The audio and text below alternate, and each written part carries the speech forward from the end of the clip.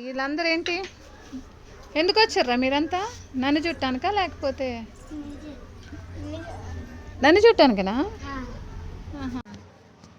చూసారా నన్ను? మరేమనిపించింది చెప్పు.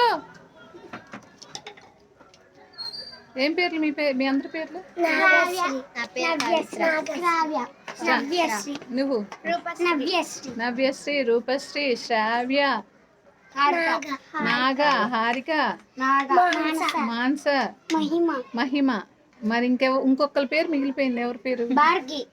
భార్గి. ఇంకా పవిత్ర. ఇంకా భార్గవి. ఇంకా అంతేనా?